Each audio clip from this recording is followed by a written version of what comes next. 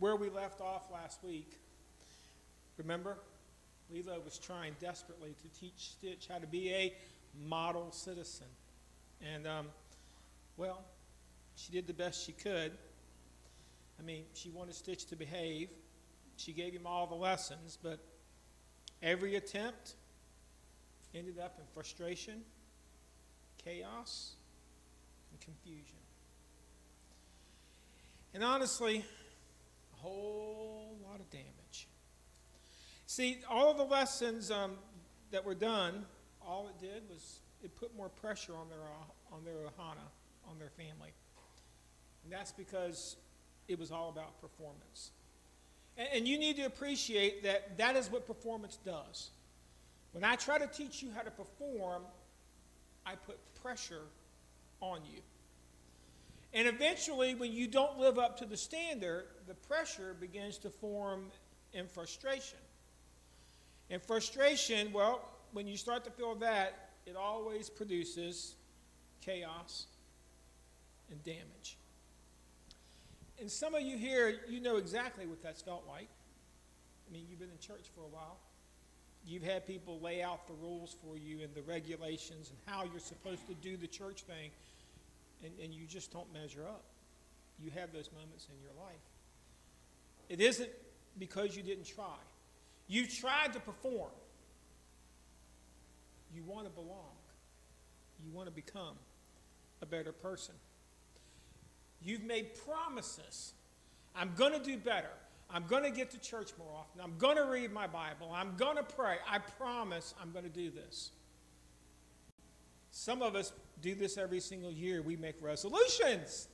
New year, I am going to resolve myself to be a better person. It lasts till about February. And usually we don't even make it to February now. A few of them are saying, okay, maybe a couple weeks into January, but it just doesn't work. You've tried the idea of harder. But be honest with yourself for a second. Nothing really changed. Not really. Maybe you're a little tireder because you've got more things on your schedule that you're trying to do.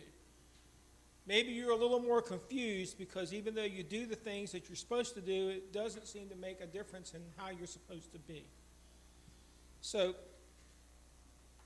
that's just frustrating, isn't it? It makes you angry. So just for a moment, I'm going to give you a breath because you can't perform your way into this. You cannot behave your way into belonging. You can try, wear the right clothes, do the right thing, show up at the right moment. You can try to behave your way into being part of a family. But it doesn't work. Instead, you have to belong your way into becoming. Before you can be part of a family, you belong to that family. That family has interest in your life. That family meddles in your life, even if you don't want them to. That's what families do. Stitch doesn't change because somebody lectures him. They tried that. That isn't what they got. They didn't get the change that they wanted. He changes because he witnesses love. So go ahead and start replaying that clip in your head. I'll get there in just a minute. But as you see that clip, he sees real Ohana, real family lived out right there in front of him. And as he does, something begins to happen deep inside of Stitch. I don't want to live the way I was programmed to live. I don't want to hurt the ones that I belong to. Something inside of me has to change. But change is never an instant. I'm sorry, there is no microwave for change. Okay? And honestly, if you're really talking about change, it's never easy. It's complicated. So as we were watching what was going on, as Stitch sits there on that shore and begins to watch David and Nani and Lilo playing in the sand and surfing in the water and swimming. As he begins to watch that, something begins to rise up in him. And did you watch a very natural progression? What's the first thing he does? He wasn't designed to belong. He was programmed for destruction, isolation, and chaos. On top of that, he has a weakness for water. He can't swim. The moment he does this, he's going to drift on that board and he is vulnerable. But again, he's watching. He's looking. He wants to change. So what does he do? He begins to mimic what he sees. Did you catch that? He sees them making a sandcastle. He wants to make a sandcastle. He sees them put a flag on the top of their sandcastle. He wants to put a flag on the top of his sandcastle. He's just mimicking what he's watching. This isn't real change, but as he begins to mimic, he begins to edge closer. And eventually, he asks to go out on the water. Now, keep in mind what he's doing at this point. He's choosing belonging over programming. This is what I've taught it is, but that is not getting me what I want. I am choosing to belong before I just simply choose to live by a bunch of rules and regulations and let everybody tell me what I'm supposed to be. He is choosing relationship over instinct. He is choosing to be part of this family, even though to be part of this family, he is going to have to put himself in a very, very, very uncomfortable situation. He's going to have to make himself vulnerable in every single way. And as he goes out on that board and he starts to rise, you've got to appreciate he's literally going to be clinging to his family, his Ohana. But you understand that vulnerability is exactly where relationship begins. And it's where Scripture speaks a powerful truth into our lives. God built us for connection with him, with each other, and with the world that he made. And when we choose to step into relationship, something begins to change, that the rules and the disciplines and the performance never could change. They just don't accomplish the same thing. And as we begin to think not just about Stitch's story, let's think about our story. Scripture shows us that what Stitch longs for is exactly what we were created for. So let's go back to the beginning of our story, literally, all the way back to the beginning of our story. I'm in Genesis chapter 1, verses 26 through 27. Then God said, "Let us make mankind in our image and our likeness, so that they may rule over the fish and the sea and the birds and the sky, and over the livestock and all the wild animals, and over the creatures that move along the ground." God created mankind in his own image. In the image of God, he created them. Male and female, he created them. So right off the bat, we see something unique about Jehovah God. How does God reference himself, us, and our? God is a being that is a relational being. And when it came time to finish off creation and put the caretakers, the image bearers, into creation, he did the exact same thing. He created mankind in his own image. Therefore, man was created for relationship. Now, when you think about Mr. Stitch, he had no real relationship with that purple creature that's watching through binoculars. That's his creator. And he had absolutely no relationship with his creator. In fact, his creator saw Stitch as an experiment. 626. A combination of programming, code, and logic. So that means when Stitch is going to his new family and looking to go out on the water and his creator is watching him, he's baffled. Why would his creation or his experiment choose to do something that is dangerous? It's against his programming. It's against his design. Stitch was not designed to do what he's now trying to do. But this isn't us. We're not experiments. God did not run a mad scientist laboratory when it came to creating mankind. He didn't say, well, I'll take a little bit of this and a little bit of that and do a little coding and do this and that, and then poof, out popped man. That's not how mankind was created. We were formed and breathed into. That's a work of art, not simply an experiment. And so when we begin to think about this and all the relationships God has around us, God designed us for lots of different relationships. This morning, I want to take a look at three. Three that honestly come right from the story of creation. And it begins with Adam and Eve. Before Adam and Eve were ever husband and wife, before they were parents, before human community ever existed, did you know they were given a purpose? They were gardeners, stewards, caretakers. God handed humanity a wild and beautiful world and said, care for it with me. This is what verse 28 says. God blessed them and said to them, be fruitful and increase in numbers, fill the earth and subdue it, rule over the fish in the sea and the birds of the sky, over every living creature that moves along the ground. God entrusted creation to humanity.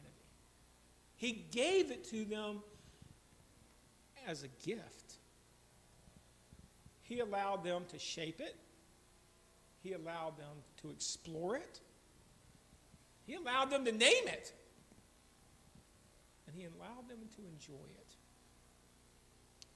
That's incredible. It was a relationship between man and the rest of creation. We're supposed to be living in harmony with our creation. But we know that's not only the first relationship he gave us, right?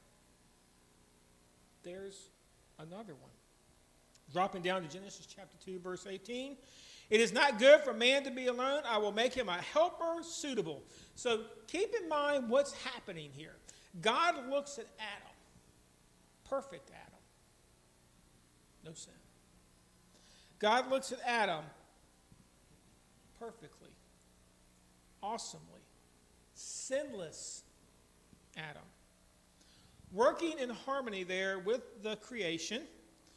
And in spite of all of that, he looks at creation, he says, something ain't right.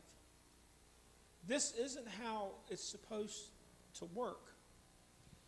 Isn't it interesting that when God looked at the idea of loneliness, his idea was not more God, it was more relationships. When God looked at Adam, he did not say, hey, I've got to figure out how to spend more time with you, Adam. You've got to put more focus on me, Adam. I have got to be... His solution wasn't more God. He said, let's make you a helper.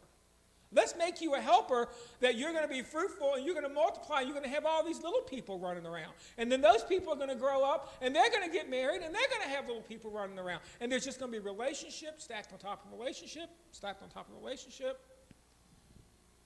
God's answer to loneliness in my life wasn't just more God. It was more people.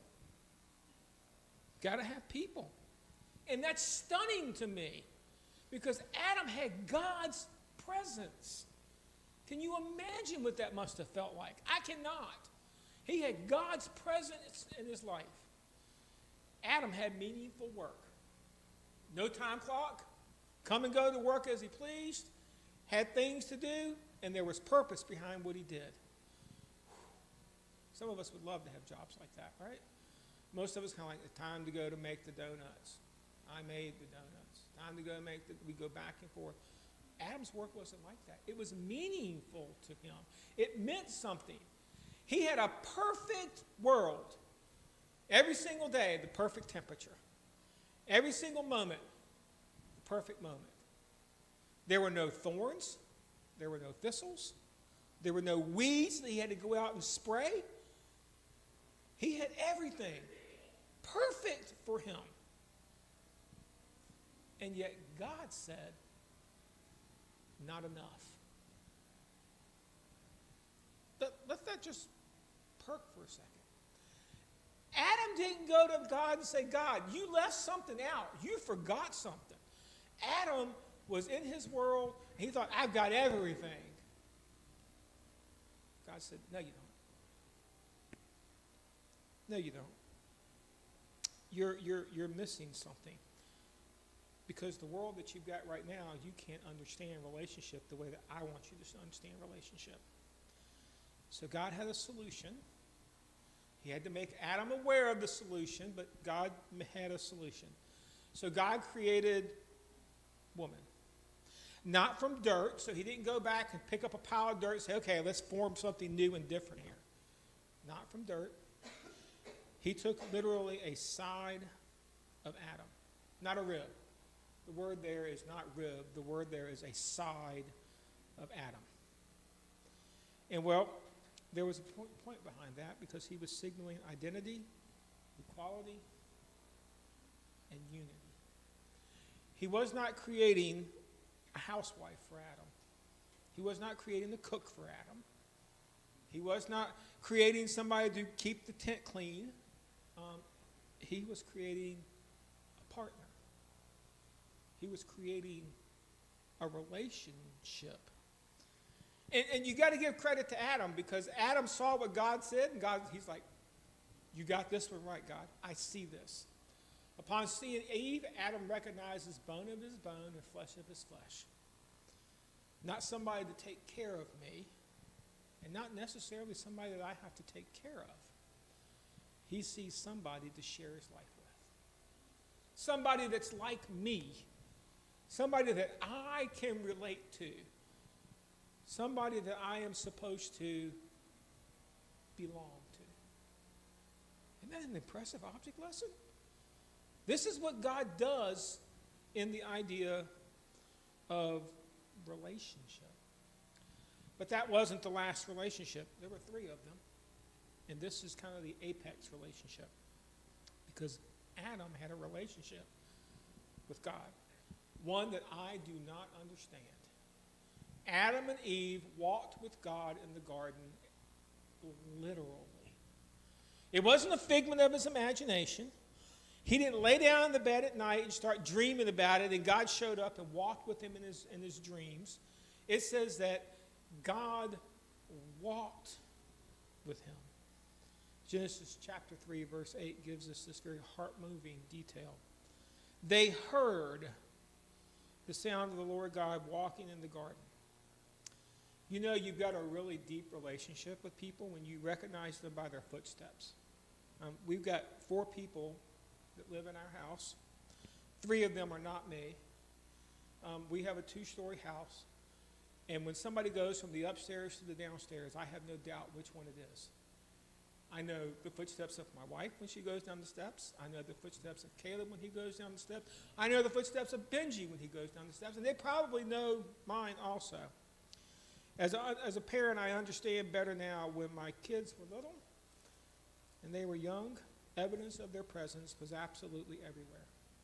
Noise, toys, chaos, good chaos. Not all chaos is bad. But now they're all grown up. They come and go, and our house at times gets a bit quieter. Our relationship hasn't ended. My kids are going to have a hard time getting rid of me. I'm like that little gum that sticks to the bottom of your shoe. You just can't get rid of me. But hopefully they don't want to. Hopefully we are in family. But you do understand our relationship is maturing. It's changing. And now it takes a bit more intention to make our relationship work. We can't just assume they're going to be sitting at the dining room table at night. We have to schedule dinner when we want to have our kids around. We have to look at their schedule. We can't just place edicts anymore, and that's because our family has grown. It's changed. It's growing up. God's relationship with humanity was meant to grow, flourish, and deepen. God never intended for Adam to stay exactly like Adam was the day he created. If he was, then he would have never created Eve. He would have just stopped and said, I got what I want. But for man to understand relationship, God had to create relationship. But then something happened. And it absolutely shattered all of it. We know what happened, right? Sin entered the picture. And just so you know, sin absolutely destroys relationships. Sin did not just break the rules, it broke the relationships. How many of them? All of them. Let me give you a recap of the story. Here's how it happened. Humanity hid from God. That's a relationship break. As we keep going along, Adam blamed Eve. Eve blamed the serpent. Work became painful. Thorns, thistles, weeds, kicked out the garden. Go get your own food now. Children and childbirth became painful. Ladies that have given birth, you can give me an amen to that one. It became a painful thing. As we keep going, marriage became strained. Creation became hostile. Loneliness entered the world. Fear entered relationships. Shame entered identity. And you know what? It happened. Sin fractures everything we were made for. It took it all away. Now, I don't have a shame-free life. What was the first thing Adam and Eve realized when they sinned? I got no clothes. I'm ashamed of the body God created me. I have to cover it. Isn't it sad? Don't you just get tired of it? Don't you just get weary? You see, even with billions of people around us in a world full of God's fingerprints and a God who still seeks us, don't you often feel alone, disconnected? Sometimes even like nobody sees you. You're just unknown. And we have a name for that feeling. You know what the name for that feeling is? The name for that feeling is lost. Lost. And that's exactly where the clip that we watch today is going to eventually lead Stitch. However, a little bit different. He's ready to be found. See, Stitch steps into a relationship for his very first time. You have to appreciate that surfboard ride was his very first experience with relationship. And I just kind of want you to watch how he progresses. See, he's ready to be found. And as he goes on that board, you probably missed this in the clip, he just gets this look of peace. He's heading out on that board. He's got his family out in front of him. And he just looks at peace. Of course, they go up the wave and they start coming down the wave, and we get a brand new experience for Stitch. He's never had this experience before. He's afraid. He's terrified. What if I fall off this board? I'm going to drown. Now, usually when Stitch gets upset, you understand what he does, right? He acts out. He destroys things. He pushes people away. Not this time. This time he begins to reach out. Why? Because he's got a family. He's got people that he knows love him. He's got people that he knows will take care of him, that have his best interest at heart. So he begins to reach out. And wow. As you watch him, look at that face. He's hanging on to his family, but now he's happy. But look around. What's he surrounded by? His very worst fear.